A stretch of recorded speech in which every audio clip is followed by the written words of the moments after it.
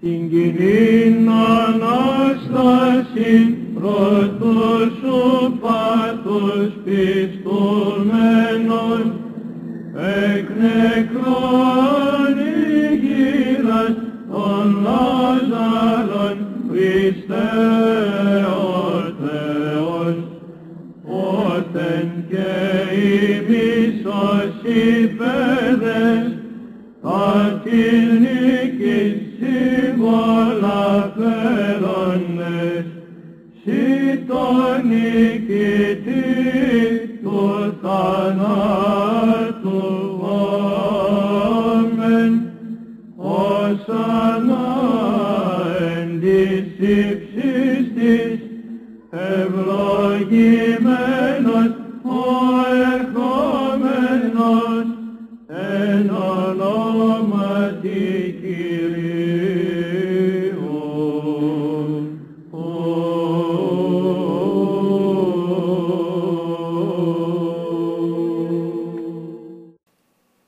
Θεοφάνους του Κεραμέως.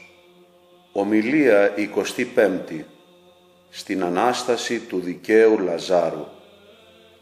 Σήμερα ο Ευαγγελιστής Ιωάννης, που έπεσε στο στήθος του Χριστού, μας παραθέτει πλούσιο τραπέζι, και αυτό είναι η Ανάσταση του δικαίου Λαζάρου.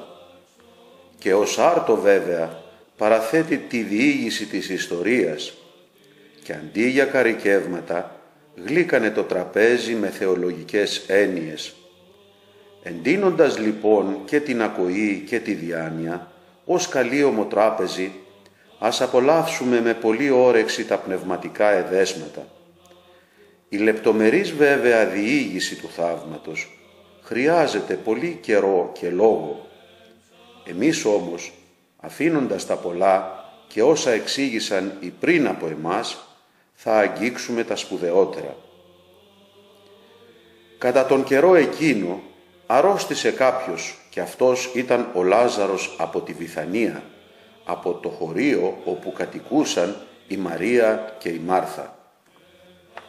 Εδώ ο Ευαγγελιστής χρησιμοποίησε κάποια ακριβέστερη διήγηση, δηλαδή ανάφερε και το όνομα της κομοπόλεως και του αρρώστου και των αδελφών του, πράγμα που δεν το έκανε σε άλλο θαύμα. Και νομίζω ότι από τα στοιχεία αυτά δείχνει ότι είναι διαφορετικός αυτός ο Λάζαρος από τον φτωχό Λάζαρο για τον οποίον διηγήθηκε ο θειότατος Λουκάς στις παραβολές. Μάλλον όμως αυτό έγινε γιατί υπάρχει συνήθεια στον Ευαγγελιστή Ιωάννη να αρχίζει από τα αισθητά και να οδηγεί ήρεμα τον λόγο προς τα υψηλότερα. Όπως έγινε στη διήγηση για τη Σαμαρίτιδα και για τον τυφλό, έτσι και εδώ τοποθετεί το γεγονός ώστε να εκλειφθεί και πνευματικά και ιστορικά. Θα γίνει φανερό λοιπόν περισσότερο τι πρέπει να εννοούμε όταν ακούμε για τον Λάζαρο και την Κομόπολη κτλ. Θα είναι δε αυτό ολοφάνερο εάν αναφέρουμε τη μετάφραση των ονομάτων στην ελληνική γλώσσα. Λάζαρος λοιπόν μεταφράζεται βοηθούμενος. Βιθανία πάλι σημαίνει οίκος δόξας και υπακοής. Η Βιθανία λοιπόν είναι η εικόνα αυτή της υπέργειας λέξης, διότι σε αυτή ο Υιός του Θεού, ο Ιησούς, φανέρωσε τη δόξα του στους ανθρώπους. Ο Λάζαρος πάλι σημαίνει τη δική μας φύση, η οποία είχε ανάγκη της βοηθείας του Θεού. Διότι όταν η φύση μας ασθένησε με την αρρώστια της παρακοής, έπεσε στο κρεβάτι με την αύξηση της αμαρτίας και παραδόθηκε στον θάνατο της αμαρτίας. Ενώνεται με αυτή τη διδασκαλία και το ότι ο Λάζαρος ήταν φίλος του Κυρίου, διότι ο Χριστός έλεγε στους ιερούς μαθητές του «Εσείς είσαστε φίλοι μου». Είναι και το ρητό της Αγίας Γραφής που λέει πως από τα φιλήματα του εχθρού είναι προτιμότερα τα χτυπήματα του φίλου. Αυτό μας δίνει να εννοήσουμε ότι ο Θεός είναι φίλος μας και χτυπήματα είναι η παιδαγωγική τιμωρία της σάρκας που έρχεται για την σωτηρία μας. Η Μαρία ήταν εκείνη που αργότερα άλυψε τον Κύριο με μύρο και σκούπισε τα πόδια του με τα μαλλιά της. Ο Λάζαρος που αρρώστησε ήταν αδελφός της. Το τι βέβαια σήμαινε το μύρο και τι η προσφορά του και το να σφογγίσει τα πόδια με τις τρίχες της κεφαλής θα αναφερθεί στα επόμενα. Τώρα όμως ας αρχίσουμε την ιστορία. Επειδή λοιπόν επρόκειτο μετά από λίγο να αναφέρει την άλυψη με μύρο, προκαταβολικά εδώ αναφέρει για το μέλλον. Έστειλαν λοιπόν οι αδελφές του μήνυμα στον Ιησού και του έλεγαν: «Κύριε, ο αγαπημένος σου φίλος είναι άρρωστος. Γιατί δεν πηγαίνουν οπωσδήποτε οι ίδιες για να μεταφέρουν μόνες τους την είδηση?» Είχαν μεγάλο θάρρος και μεγάλη οικειότητα προς τον Χριστό. Αυτό βέβαια το έδειξαν και με την πονεμένη εκείνη φράση τους: «Κύριε, ο αγαπημένος σου φίλος είναι άρρωστος», διότι σχεδόν αγανακτούν και εκπλήττονται που ο φίλος του δεσπότη αρρώστησε και έβλεπαν και τον αδελφό τους να πλησιάζει πολύ τον θάνατο. Δεν πήγαν οι ίδιες προς τον Χριστό, γιατί φοβόνταν να μην λείπουν και δεν ακούσουν και δεν δουν για τελευταία φορά τον Λάζαρο. Και ίσως και το ότι ο σωτήρας έμενε στην έρημο τις έφερε σε οκνηρία. Γιατί δεν έμενε ο Χριστός τότε στην πόλη, αλλά στην περιοχή πέρα από τον Ιορδάνη. Παρόλα αυτά όμως ελέγχονται ότι έσφαλαν πολλοί που δεν έπραξαν το σωστό και αυτό που έπρεπε, διότι έπρεπε να ζηλέψουν τη Σουναμίτιδα, η οποία και ενώ ήδη είχε πεθάνει το παιδί της, δεν απελπίστηκε, ούτε βαρέθηκε να τρέξει προς τον Κάρμηλο.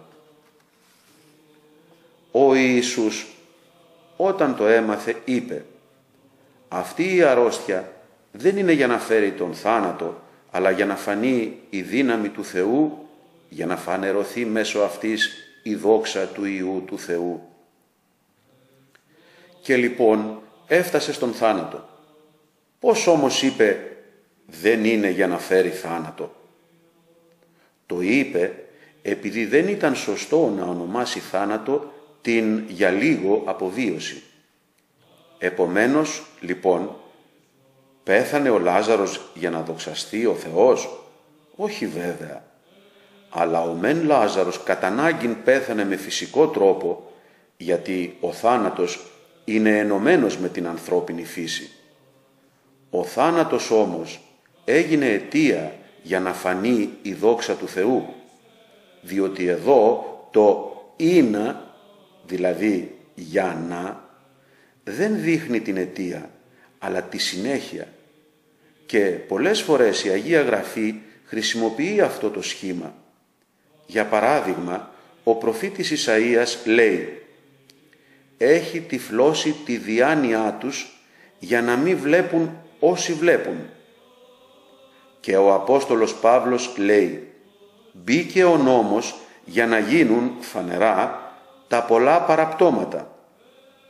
Και σε άλλα μέρη της Αγίας Γραφής θα βρει κανείς το σωστό νόημα από την έκβαση του θέματος.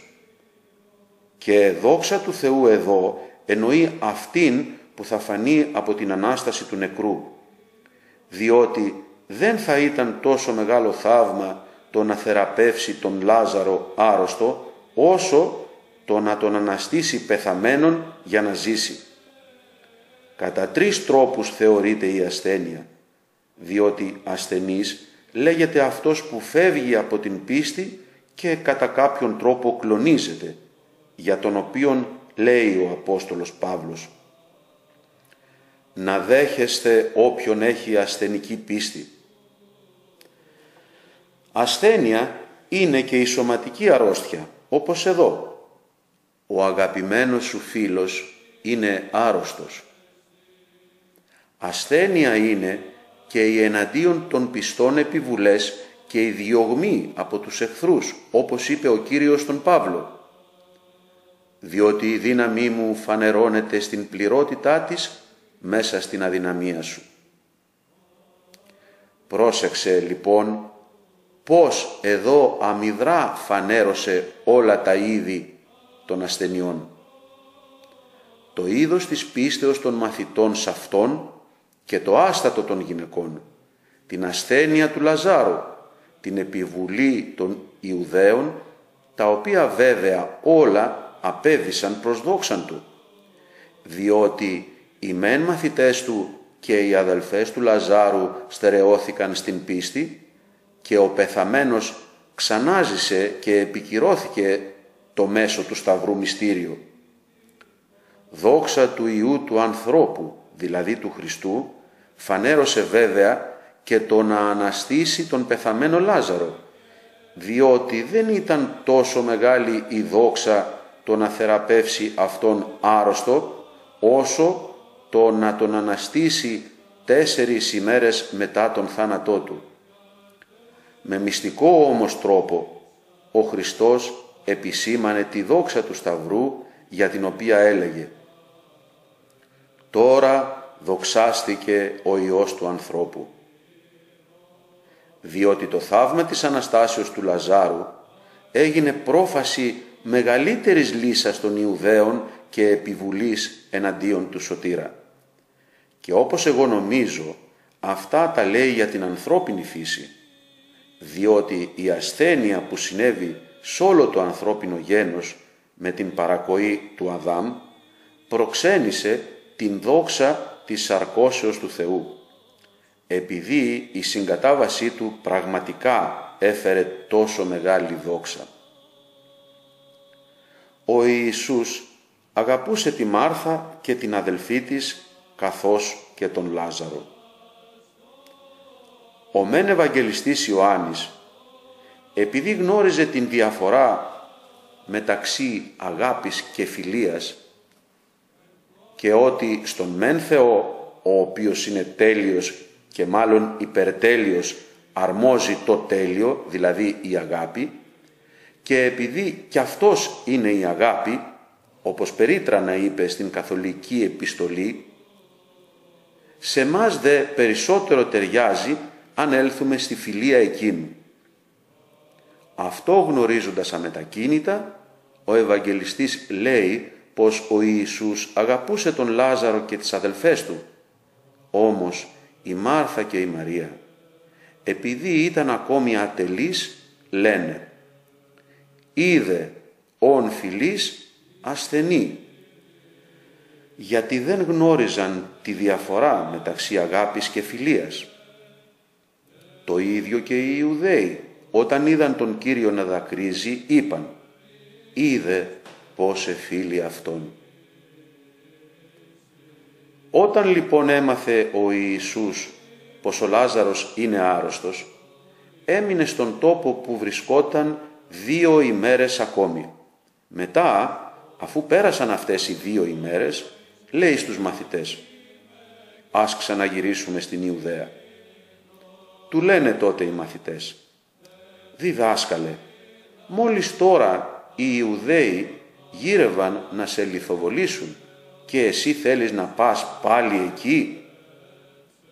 2 ημέρες περιμένει ο Χριστός, αφήνοντας ελεύθερη τη φύση να ενεργήσει τα δικά της, ώστε δίνοντας άδεια στον θάνατο να κρατήσει τον Λάζαρο, να φανεί πιο μεγάλο το θαύμα, διότι εάν αμέσως έτρεχε στη Βιθανία, δεν ήταν φυσικό να πεθάνει ο Λάζαρος, επειδή είναι αδύνατον όταν είναι εκεί η ζωή να ενεργήσει ο θάνατος.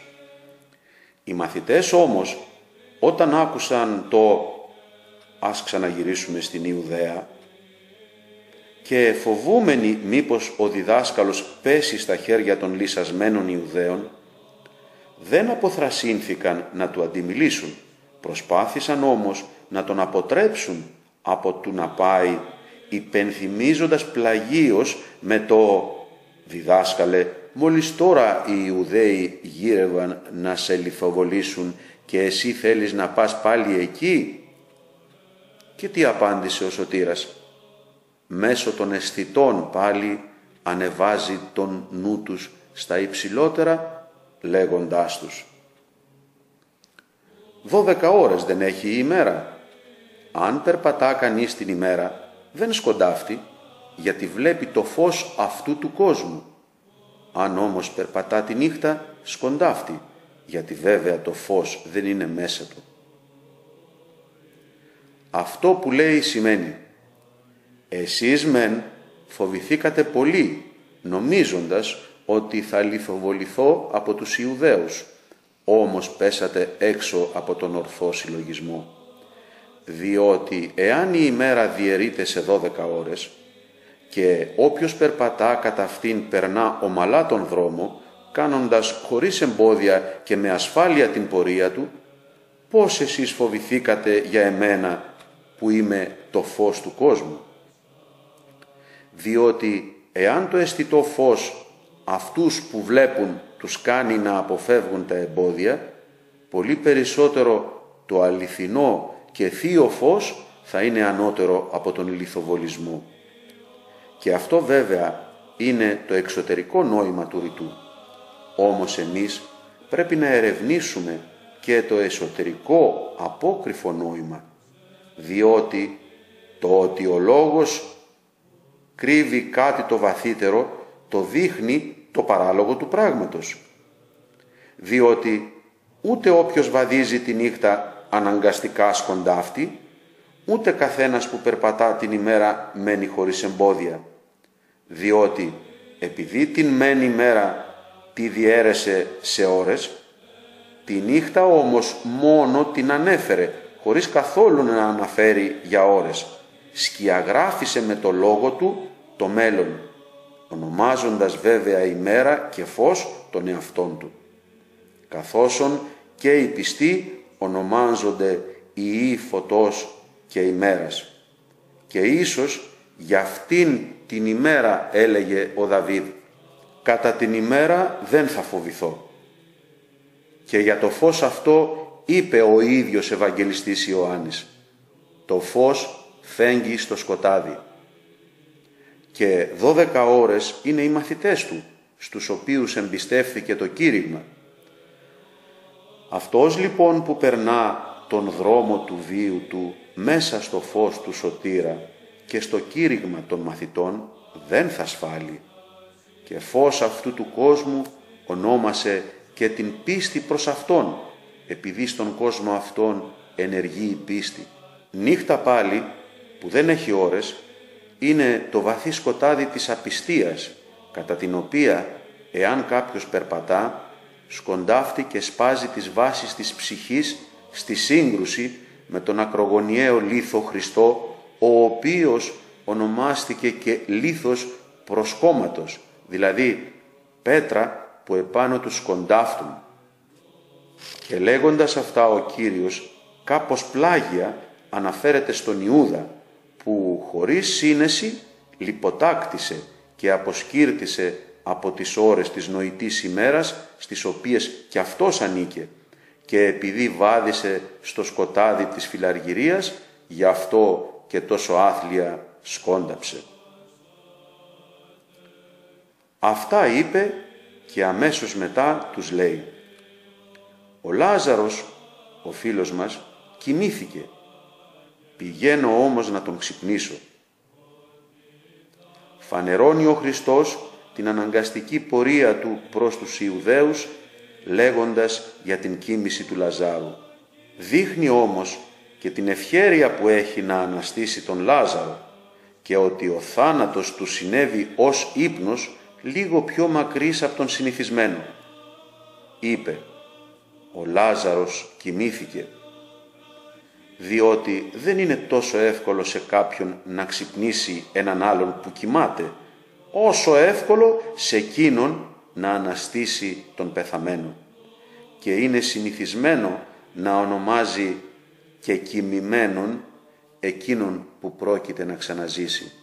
Διότι έτσι είπε και για τη μικρή κόρη του Ιαΐρου, ότι δεν πέθανε αλλά κοιμάται. Έχοντας άγνοια οι μαθητές ότι ο θάνατος λέγεται ύπνος, είπαν: εάν κοιμήθηκε θα γίνει καλά. Ίσως έτσι και προφητεύοντας διότι ο θάνατος έγινε στον Λάζαρο αιτία σωτηρίας. Τότε λοιπόν ο Ιησούς τους μίλησε καθαρά. Ο Λάζαρος πέθανε. Αλλά παρατήρησε πως με όλα τα λόγια της ιστορίας σπέρνει τη θεωρία, διότι όταν έλεγε ότι κοιμήθηκε ο Λάζαρος, τον ονόμαζε φίλο. Ο Λάζαρος, ο φίλος μας, κοιμήθηκε. Όταν όμως είπε πέθανε, τον ονόμασε απλώς Λάζαρο, διότι για τους μεν φίλους του Χριστού ο θάνατος γίνεται ύπνος και ανάπαυση, σε όσους όμως ο θάνατος είναι ο χωρισμός του σώματος εξαιτίας του φαύλου βίου, αυτοί είναι ανάξιοι να ονομαστούν φίλοι του Θεού. Και χαίρομαι για σας, επειδή δεν ήμουν εκεί όταν πέθανε. Χαίρομαι, λέει, για χάρη σας, διότι το να μην βρίσκομαι στη Βιθανία είναι αιτία για μεγαλύτερη πίστη σας και είναι φυσικό, διότι εάν ο Χριστός ήταν παρόν, θα θεράπευε τον άρρωστο Λάζαρο και το μεγάλο θαύμα της εγέρσεώς του δεν θα γινόταν. Παρατήρησε λοιπόν πως με τον λόγο δείχνει τις δύο φύσεις του. Με το να πει από μακριά πως πέθανε ο Λάζαρος, ήταν της θεότητός του το να πει πάλι δεν ήμουν εκεί, της ανθρωπίνης. Τότε ο Θωμάς, που λεγόταν Δίδυμος, είπε στους άλλους μαθητές, «Ας πάμε κι εμείς για να πεθάνουμε μαζί του». Ο μεν πάνσοφος και Μέγας Χρυσόστομος λέει, αυτά τα είπε ο Θωμάς δειλιάζοντας και κάπως δυσαρεστημένος. Και επειδή, λέει, αυτός θα πεθάνει και κατά κάποιον τρόπο από μόνος του τρέχει προς τον κίνδυνο, ας εκπληρώσουμε την επιθυμία του και ας πεθάνουμε μαζί του. Έτσι λοιπόν, λέει ο Χρυσόστομος. Όμως ο γλυκός συγγραφέας των μεταφράσεων είπε πως ο λόγος του Θωμά είναι λόγος θάρρους. Επειδή οι άλλοι μαθητές κλονίστηκαν, ο Θωμάς τους δίνει θάρρος. Εμένα όμως μου φαίνεται ότι μιλά μεν ασθενέστερα από την πίστη που έπρεπε να έχει, όμως βέβαια δείχνει πολύ την αγάπη προς τον διδάσκαλο. Διότι ήταν μεν χαρακτηριστικό απιστίας το να θεωρεί ως κάτι φοβερό το να πισθούν να πάνε μαζί με τον Χριστό, όμως βέβαια ήταν χαρακτηριστικό γενναίας αποφάσεως το να προθυμοποιηθούν να πεθάνουν μαζί με τον καθηγητή Χριστό. Διότι δίνει θάρρος στους συμμαθητές του να προτιμήσουν τον ίδιο θάνατο με τον διδάσκαλό τους από του να τον αποχωριστούν. Όταν λοιπόν έφτασε ο Ιησούς, ο Λάζαρος βρισκόταν κιόλας 4 ημέρες στο μνήμα. Περίμενε 2 μέρες και μετά είπε την είδηση για τον θάνατο του Λαζάρου στους μαθητές του και σε άλλες 2 έφτασε στη Βιθανία.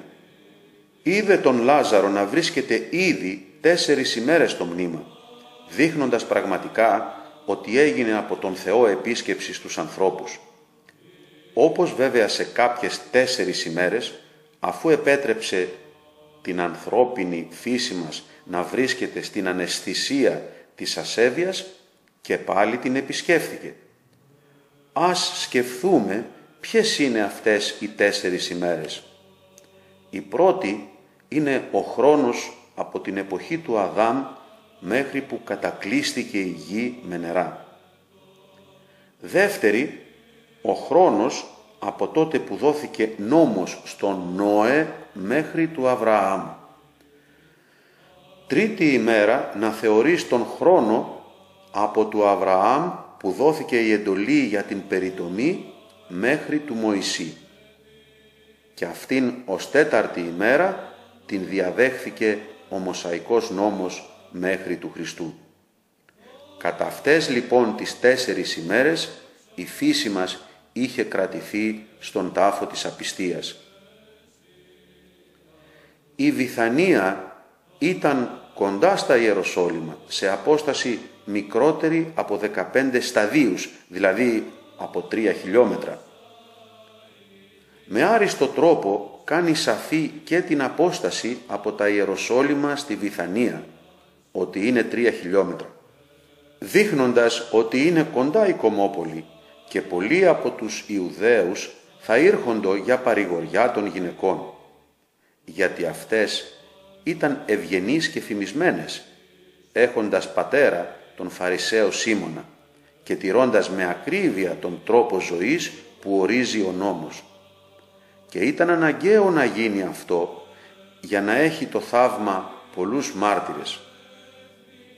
Ίσως όμως και επειδή η Βηθανία εννοείται ως ο παρών κόσμος, σύμφωνα με την αλληγορική ερμηνεία, η Ιερουσαλήμ πάλι εννοείται η ουράνια Μητρόπολη, για την οποία έχουν λεχθεί δοξασμένα λόγια, από την οποία έπεσε η ανθρώπινη φύση στην αμαρτία και νεκρώθηκε. Σ' αυτήν έφτασε ο Κύριος μετά από τις 4 ημέρες που αναφέραμε πιο πάνω. Δείχνει ακόμη με μυστικό τρόπο και τη διάσταση μεταξύ των πνευματικών και των αισθητών με τα οποία δημιουργηθήκαμε, ή μάλλον τα αίτια τα οποία μας έκαναν να απομακρυνθούμε από το Θεό. Διότι οι ψυχικές δυνάμεις, αφού υπέκυψαν ολοκληρωτικά προς τις αισθήσεις, μας απομάκρυναν από την νοητή Ιερουσαλήμ. Και είναι 3 οι δυνάμεις της ψυχής και 5 οι αισθήσεις, των οποίων ολοφάνερο σύμβολο είναι τα 15 στάδια, όταν τα μετράμε σε 3 πεντάδες. Και τα 15 στάδια γίνονται 2 μίλια, τα οποία σημαίνουν την υλική διάδα κατά την οποία τα πνευματικά κατοικούν στα νοητά. Είναι πολύ καλό βέβαια να συλλογιστεί κανείς πως επειδή μεταξύ της Αναστάσεως του Λαζάρου και της Αναστάσεως του Χριστού πέρασαν 15 ημέρες, από τις Αναστάσεις η μια έγινε στη Βηθανία και η άλλη, του Σωτήρος, έγινε στην Ιερουσαλήμ. Τις υπενήχθηκε αυτές με τα στάδια που απέχουν μεταξύ τους. Όταν όμως η Μάρθα έμαθε ότι έρχεται ο Ιησούς, πήγε να τον προϋπαντήσει, ενώ η Μαρία έμενε στο σπίτι. Όμως, γιατί οπωσδήποτε η Μάρθα δεν παίρνει μαζί της την αδελφή της για την προϋπάντηση του Κυρίου? Ήθελε να τον συναντήσει ιδιαιτέρως, ώστε να μην έλθουν και οι Ιουδαίοι μαζί με τη Μαρία που θα ερχόταν, έτσι και εκείνοι, οι οποίοι ήταν εχθρικοί προς τον Σωτήρα, και έτσι μόνη κάπως ήσυχα άρπαξε την ευκαιρία της συναντήσεως. Επειδή βέβαια η μεν Μαρία εκλαμβάνεται στη θεωρία, η δε Μάρθα στην πράξη, διότι έτσι το ενόησαν οι πριν από εμάς διδάσκαλοι, δείχνουν ότι η πράξη με τη δράση της πλησιάζει πιο πριν στον Θεό. Τι όμως είπε η Μάρθα προς τον Κύριο όταν τον συνάντησε? «Κύριε, εάν ήσουν εδώ, δεν θα πέθαινε ο αδελφός μου». Βλέπεις πώς ταλαντεύεται έχοντας αβέβαιη πίστη, διότι για το ότι αν ήταν παρόν ο Κύριος δεν θα πέθαινε ο αδελφός της, το πιστεύει. Όμως για το ότι ως Θεός ο Χριστός είναι παρόν παντού, δεν το πιστεύει. Και όσον αφορά μεν το ένα, το όσα δηλαδή αν ζητήσει από τον Θεό τα λαμβάνει, ομολογεί ότι έχει μικροπρεπές φρόνημα, και το να αναστήσει τον αδελφό της δεν το πιστεύει. Διότι όταν είπε ο Κύριος «Ο αδελφός σου θα αναστηθεί», απήντησε «Ξέρω πως θα αναστηθεί όταν θα γίνει η Ανάσταση την έσχατη ημέρα». Θα βεβαιωθεί όμως η Μάρθα λίγο μετά και θα τον ομολογήσει Θεό. αν και εδώ βέβαια δεν λέει ο Χριστός για τον τρόπο της κοινής Αναστάσεως της ανθρωπίνης φύσεως, την οποία, όπως είπαμε, εικονίζει η Ανάσταση του Λαζάρου. Διότι η ανθρώπινη φύση θα αναστηθεί οπωσδήποτε κατά την έσχατη ημέρα και θα απορρίψει τη φθορά. Γι' αυτό βέβαια ο Κύριος έκανε κοινή την απόφαση. «Εγώ είμαι η Ανάσταση και η ζωή. Εκείνος που πιστεύει σε μένα κι αν πεθάνει θα ζήσει».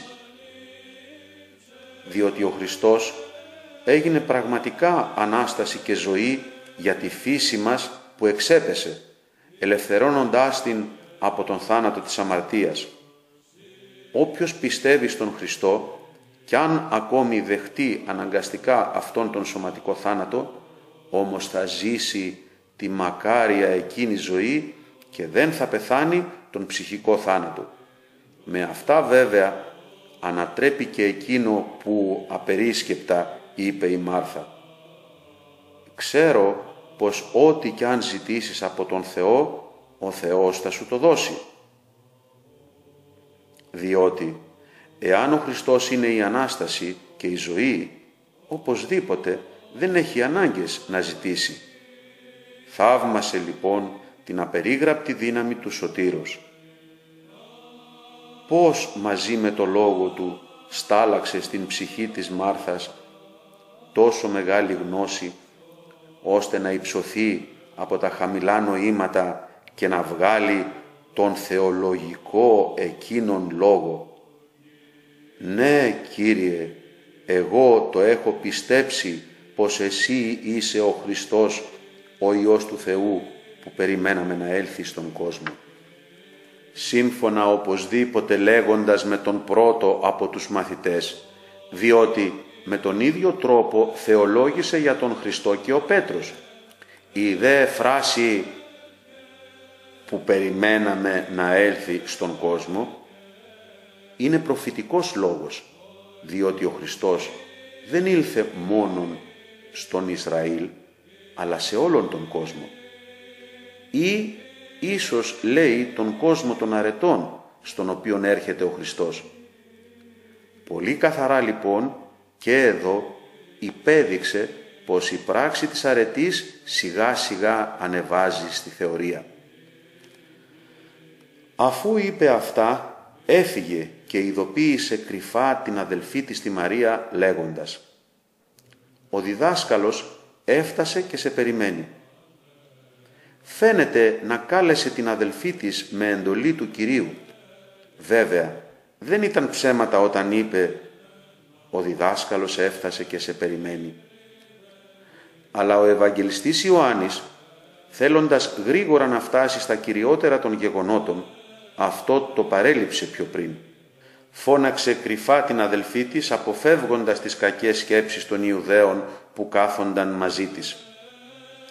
Και εκείνη, μόλις άκουσε τον λόγο της αδελφής της, αφού σηκώθηκε, έτρεξε τόσο γρήγορα, ώστε έφτασε στον τόπο εκείνο που ήταν ο Κύριος και πριν συζητούσε με τη Μάρθα. Εκείνη, λέει, μόλις το άκουσε, σηκώθηκε γρήγορα και έτρεχε να πάει κοντά του, γιατί ο Ιησούς δεν είχε φτάσει ακόμα στο χωριό, αλλά βρισκόταν στον τόπο όπου τον συνάντησε η Μάρθα. Στην πρόσκληση λοιπόν για πράξη, γρήγορα διεγείρεται η θεωρία, βρίσκοντας έξω από το χωριό τον Κύριο, δηλαδή έξω από τον αισθητό αυτόν κόσμο, κατανοεί το Θείο και μάλιστα πέρα από κάθε αίσθηση και κατανόηση. Οι Ιουδαίοι λοιπόν που ήταν στο σπίτι και την παρηγορούσαν, όταν είδαν τη Μαρία να σηκώνεται βιαστικά και να βγαίνει από το σπίτι, την ακολούθησαν. Εικονίζουν λοιπόν σύμφωνα με αυτόν τον τύπο οι Ιουδαίοι που παρηγορούσαν την Μάρθα και τη Μαρία την πίστη, την ελπίδα, την αγάπη, αρετές οι οποίες σαν από την ουράνια Ιερουσαλήμ στέλνουν στην ψυχή την ειρήνη. Αυτές συνοδοιπορούν με τη Μαρία που τρέχει να πάρει την πραγματική ζωή. Η Μαρία καθώς τον αντίκρισε, έπεσε στα πόδια του, λέγοντάς του «Κύριε, αν ήσουν εδώ, δεν θα πέθαινε ο αδελφός μου». Τα λόγια της είναι σύμφωνα με της Μάρθας. Αδελφικά τα λόγια, συγγενικές οι φωνές. Εκτός του ότι βέβαια δεν αναφέρεται η Μάρθα να έπεσε στα πόδια του Ιησού, ούτε ότι μιλούσε κλαίγοντας. Η Μαρία όμως τα κάνει και τα δύο, γιατί επιθυμούσε να αγγίξει εκείνα τα πόδια στα οποία κοντά κάθισε προηγουμένως και γεύθηκε το νέκταρ της διδασκαλίας του Κυρίου. Αυτά τα ωραία πόδια τα επιθύμησε με διαφορετικό τρόπο. Προηγουμένως μεν κάθισε κοντά τους, τώρα πάλι τα ασπάζεται πολλές φορές, πλύνοντάς τα με τα δάκρυα και μετά, αφού τα άλυψε με μύρο, τα σκούπισε με τις τρίχες της κεφαλής της. Η θεωρητική λοιπόν ψυχή, αφού έβαλε σκοπό τις καλές αναβάσεις, προηγουμένως, αφού κάθισε κοντά στα μυστικά πόδια, ζητά την αλήθεια. Μετά, αφού μοιηθεί, τα αγγίζει πλησιάζοντας νοερός. Μετά από αυτά, τα ευωδιάζει με το μύρο της αληθινής γνώσεως και τα σκουπίζει με την αναισθησία έναντι των παθών. Διότι αυτό θέλουν να πούν οι τρίχες, επειδή δεν έχουν αίσθηση και πρέπει να εννοούνται ως πόδια του Χριστού όσα είναι δυνατόν να εννοούνται για Αυτόν που καθάρισε τον εαυτόν Του από την ύλη. Το να κλαίει η Μαρία σημαίνει το να συγκεντρώνεται στον εαυτόν της η ψυχή και να συμφωνεί να αποχωρίζεται από τα αισθητά όταν ανεβαίνει προς τη θεωρία. Και θερμαίνεται από τον θείο έρωτα και βγάζει από μέσα της σαν δάκρυα τα περιττά νοήματα και όσα δεν αρμόζουν. Διότι το δάκρυ είναι το υγρό που προέρχεται από τη λύπη. Προέρχονται δηλαδή όταν πιέζονται από τη λύπη οι μύες σαν σταλαγμός που προέρχεται από πίεση από τις φλέβες του εγκεφάλου και στέλνονται από εκεί στους αγωγούς των ματιών και έτσι η φύση απομακρύνει κάτι το περιττό. Ο Ιησούς όταν την είδε να κλαίει, να κλαίνε και οι Ιουδαίοι που είχαν έρθει μαζί της, λυπήθηκε βαθιά και ταράχθηκε. Επειδή όπως ακριβώς ήταν στα αλήθεια Θεός ο Χριστός, έτσι ήταν και στα αλήθεια άνθρωπος και όσα αδιάβλητα, δηλαδή ακατηγόρητα πάθη υπάρχουν σε μας, τα δέχτηκε δείχνοντας συγκατάβαση, πλην όμως ποτέ δεν νικήθηκε από αυτά, αλλά τα δεχόταν όταν και όπου και εφόσον ήθελε. Όταν λοιπόν ταράζεται και γέρνει προς τη λύπη η Άγια Σάρκα του, δεν αφήνει το πάθος της λύπης να γίνει ανυπόφορο, αλλά με τη δύναμη του Αγίου Πνεύματος επιτιμά τη λύπη και κατά κάποιο τρόπο το επιπλήττει, διότι αυτό σημαίνει το λυπήθηκε βαθιά και οδηγεί προς το μέτριο που ήταν το να δακρύσει ήρεμα, τόσο όσο να δείξει την ανθρώπινη φύση του, διότι δεν έκλαψε, αλλά δάκρυσε, επειδή με τον κλαφθμό συνδέεται κάποιο ξεφωνητό. Δάκρυσε λοιπόν επειδή δεν αρνείται την ομοιότητά του με τον άνθρωπο, αλλά αναμειγνύει τα θεϊκά στα ανθρώπινα. Και ως άνθρωπος μεν δακρύζει, δίνοντας σε μας παράδειγμα, ορίζοντας το μέτρο πόσο πρέπει να κλαίμε στη λύπη και πόσο δάκρυ πρέπει να βγάζουμε για τους νεκρούς. Δεν δακρύζει για το θάνατο του Λαζάρου. Πώς θα γίνει αυτό αφού γνωρίζει πως μετά από λίγο ο Λάζαρος θα αναστηθεί?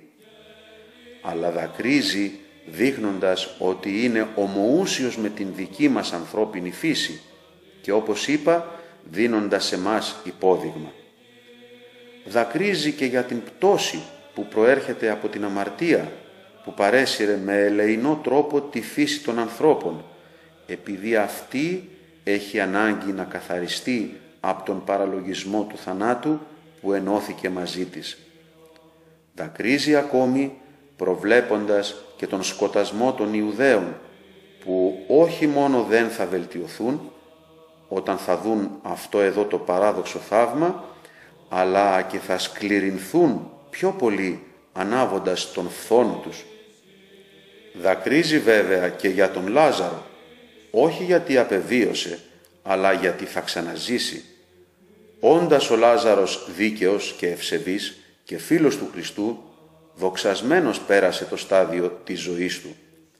Επρόκειτο λοιπόν να βρίσκεται με τον θάνατό του σε ανάπαυση και τιμή, διότι λέει ο Σολομών, όταν φτάσει ο δίκαιος να πεθάνει, θα βρεθεί σε ανάπαυση. Μέλλοντας λοιπόν να τον αναστήσει ο Χριστός για τη δική του δόξα, δάκρυσε σχεδόν λέγοντας, «Αυτόν που άραξε μέσα στο λιμάνι, τον καλώ να έλθει πάλι μέσα στην τρικυμία του βίου. Αυτόν που ήδη αγωνίστηκε και στεφανώθηκε ως νικητής, τον προτρέπω να επιστρέψει στους αγώνες». Και ερωτά, «Πού τον έχετε αποθέσει?» Όχι γιατί δεν γνώριζε, αλλά όπως είπα, αναμειγνύοντας τα θεοπρεπή λόγια με τα ανθρώπινα και με την πρόφαση του να του δείξουν τον τόπο, να πλησιάσουν πολύ και να δώσουν μαρτυρία για το θαύμα. Και κάπως πλαγίως με την ερώτηση αυτή ελέγχει τη Μαρία και τη Μάρθα, όπως ήδη πιο πριν σας είπα, που δεν είχαν ίση πίστη με την Σουναμίτιδα. Διότι η Σουναμίτιδα δεν έθαψε το παιδί της, αλλά το σκέπασε σε ζεστή κλίνη και με πίστη έτρεξε προς τον προφήτη, ενώ αυτές, όταν πέθανε ο αδελφός τους, τον έθαψαν στον τάφο. Αν και βέβαια η Σουναμίτιδα πήγαινε προς άνθρωπο, τον Ελισαίο, και αυτές προς Θεό. Ο Ιησούς, ταραγμένος πάλι και θλιμμένος μέσα του, έρχεται στο μνήμα. Και ήταν αυτό μια σπηλιά και μια μεγάλη πέτρα έφραζε την είσοδό της. Ταραγμένος από λύπη, πάλι επιτιμά τον θάνατο που τόλμησε να πάρει τον φίλο του δεσπότου. Το σπήλαιο λοιπόν, εκείνο το σκοτεινό και υπόγειο, φανερώνει τον βίο των ανθρώπων, στον οποίον μετά από την πτώση με ελεεινότητα μεταφερθήκαμε, ή φανερώνει το σκιασμένο γράμμα του νόμου, και ο λίθος που βρισκόταν από επάνω του φανερώνει την ασάφεια του γράμματος του νόμου. Και γιατί ο Χριστός δεν σηκώνει τον λίθο με τον λόγο του μόνο, ή και καθώς ο λίθος βρίσκεται επάνω στην είσοδο του σπηλαίου, γιατί δεν ανασταίνει τον νεκρό? Επειδή δεν είναι αναγκαίο να κάνει θαύματα όπου δεν είναι ανάγκη. Και αυτό βέβαια είναι η απόδειξη πολύ μεγάλης φιλοτιμίας. Εξάλλου, το να σηκώσουν την πέτρα αυτή ήταν μεγάλο συμφέρον, ώστε αυτοί να αισθανθούν τη δυσοσμία, τη βαριά του πεθαμένου και να πισθούν ότι δεν είναι φανταστική η πράξη της Αναστάσεως ή ότι αναστήθηκε άλλος αντί για άλλον. Γι' αυτό λέει, βγάλτε την πέτρα και θα δείτε τον νεκρό να βρίσκεται εκεί και να σηκώνεται με την φωνή μου σαν από ύπνο. Έχει δε ο λόγος του Χριστού και κάποιον ονειδισμό για την απιστία τους, διότι διατάζει να σηκώσουν μόνοι τους τον λίθο της πορώσεως, το μολύβι που είναι γεμάτες οι ψυχές τους, ώστε να μην διακρίνουν αυτόν που ήλθε για τη σωτηρία του κόσμου, και προτρέπει να σηκώσουν και το κάλυμα του νόμου, ώστε να δουν σε αυτόν όσα μέσα στη σκιά του έχει θεσπίσει το πνεύμα. Και με πιο μυστικό λόγο περιέγραψε από πριν αυτό που στο μέλλον επρόκειτο να συμβεί. Διότι όπως πριν φώναξε σε αυτούς «γκρεμίστε αυτόν τον ναό», Έτσι και τώρα σηκώστε αυτήν την πέτρα, λέγοντας αυτό για τον εαυτό του. Γνώριζε βέβαια καλά ότι θα κράξουν στον ηγεμόνα. Σήκωσέ τον, σήκωσέ τον, σταύρωσέ τον. Προλέγει λοιπόν σε αυτούς αυτό που θα γίνει. Σηκώστε εμένα τον ακρογωνιαίο λίθο, τον οποίον εσείς μεν απορρίψατε, όμως έγινε το αγκονάρι και ένωσε σ' έναν τοίχο τους δύο λαούς. Σηκώστε τον και σταυρώστε τον, διότι ο θάνατος δεν τον κρατά. Και ίσως για τον λίθο αυτόν, τον Χριστό, ο ίδιος Ευαγγελιστής λέει, όταν ήλθε η Μαρία στο μνημείο και βλέπει τον λίθο πεσμένο, το οποίο βέβαια ερμηνεύοντας η Μαγδαληνή στους μαθητές λέει, σήκωσαν τον Κύριο από το μνημείο.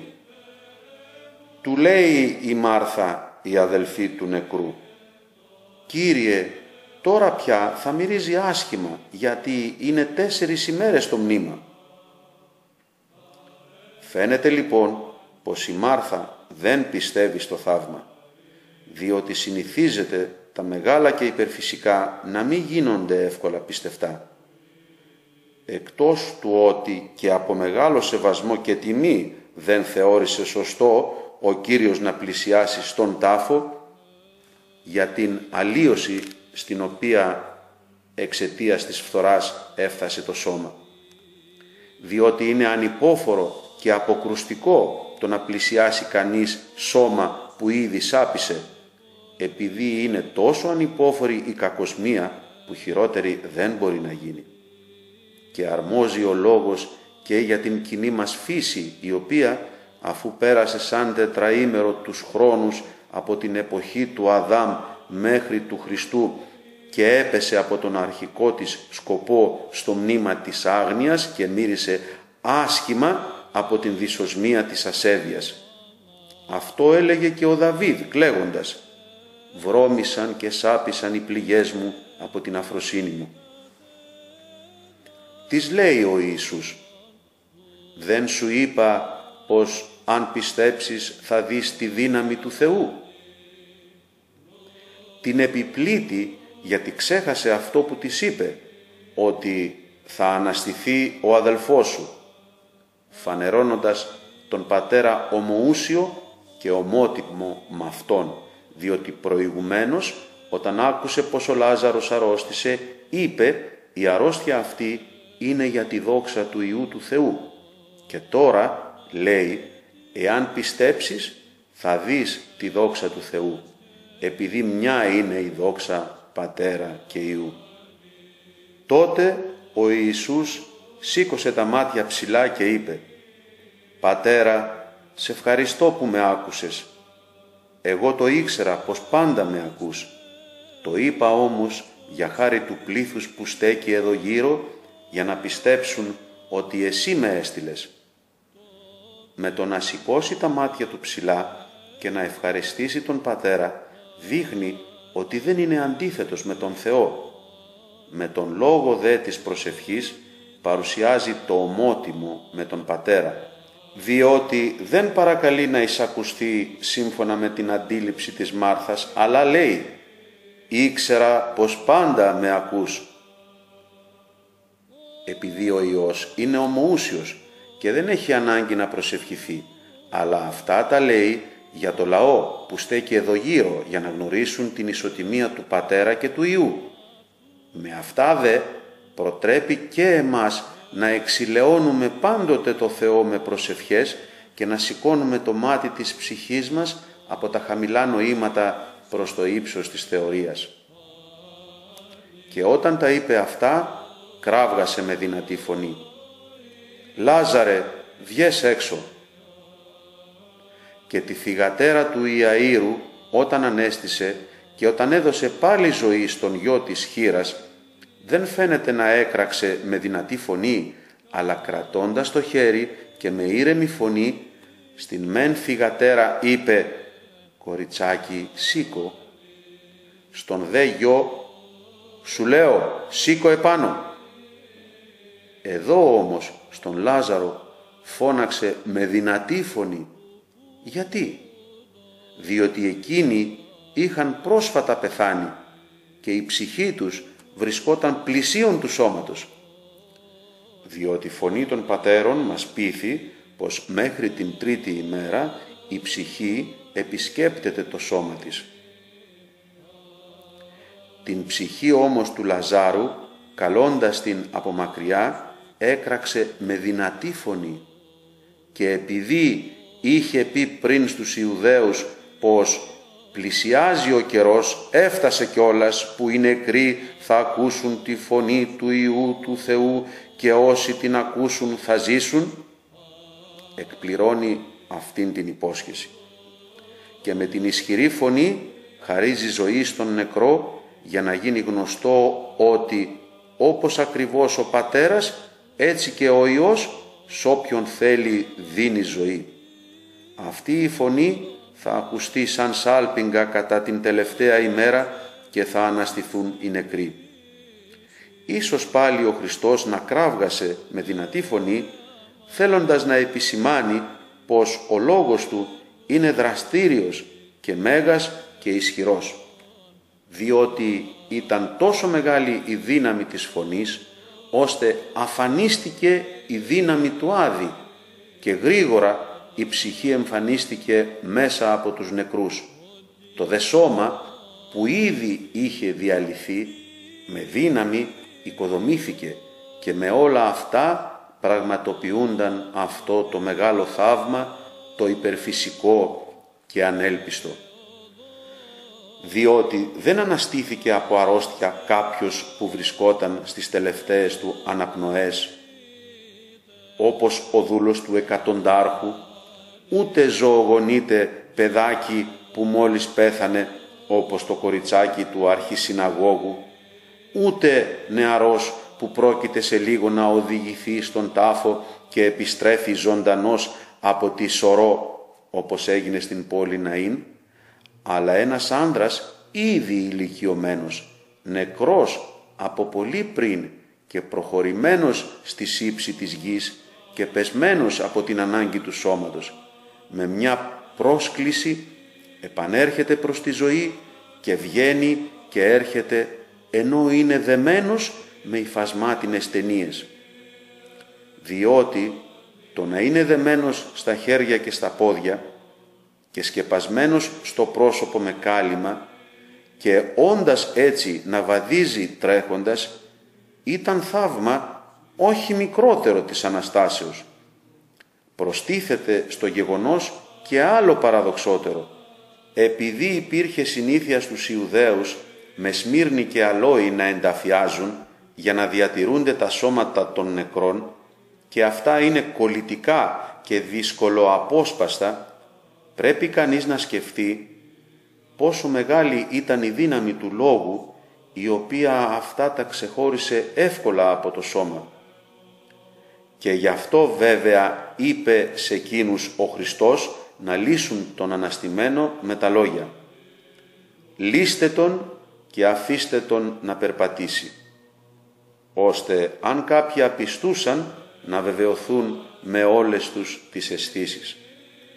Με τη φωνή τους και δείχνοντας τον τάφο έλεγαν: «Έλα να δεις», και με τα μάτια αναγνωρίζοντας τον νεκρό και βλέποντας την Ανάσταση, με την ακοή ακούγοντας την μεγάλη και δυνατή φωνή του Χριστού «Λάζαρε, βγες έξω», και αισθανόμενοι με την όσφρηση την δυσοσμία όταν σηκώθηκε ο λίθος, και με την αφή λύνοντας του δεμένου τα χέρια και τα πόδια και το κάλυμα που σκέπαζε το πρόσωπο. Η δυνατή λοιπόν εκείνη φωνή του Χριστού σήμαινε το κήρυγμα του Ευαγγελίου, με το οποίο η ανθρώπινη φύση που ήταν δεμένη χειροπόδαρα με τα σχοινιά της αμαρτίας και ήταν νεκρή στη σωρό της απιστίας, ήλθε προς την αληθινή ζωή, καθώς της αφαιρέθηκε το κάλυμα από τα μάτια, δηλαδή από το πυκνό νέφος που σκοτίνιαζε το φως της ψυχής, και αφού από αυτά λύθηκε από τους Αποστόλους και διδασκάλους αφέθηκε να πορεύεται προς τη μακάρια ζωή. Και είναι βέβαια καλό και να οδηγηθεί η ιστορία και προς πιο ηθική έννοια, έστω κι αν ο λόγος γίνεται μακρύτερος. Ο Λάζαρος λοιπόν είναι ο νους μας, που είναι φίλος του Χριστού, γιατί βέβαια δημιουργήθηκε σύμφωνα με την εικόνα εκείνου. Η Μάρθα πάλι, που το όνομά της μεταφράζεται κοπιώσα, σημαίνει τη σάρκα. Η Μαρία, που σημαίνει κυρία, είναι σύμβολο της ψυχής, διότι αυτή είναι κυρία του σώματος.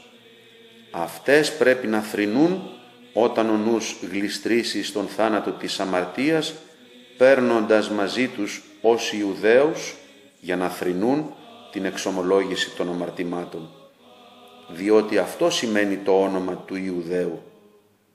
Κλαίγοντας λοιπόν, οπωσδήποτε θα εμφανιστεί ο Κύριος και με το Ευαγγέλιο θα φωνάξει και θα σηκώσει την πόρωση και θα καλέσει έξω από την πτώση τον νεκρό που δεν ενεργεί και εφαρμόζει τις 4 αρετές που φωτίζουν, ώστε αφού πετάξει μακριά την αμαρτία που βράζει και αφού λυθεί από τους αγγέλους και τους ιερείς, να καθίσει στο ίδιο τραπέζι με τον Σωτήρα και να μοιηθεί στην γνώση της Αγίας Τριάδας, να τρέχει συνεχώς με πόθο προς εκείνην, διότι σε αυτήν την Τριάδα πρέπει να εκδηλώνεται τιμή και δοξολογία στους ατελείωτους αιώνες.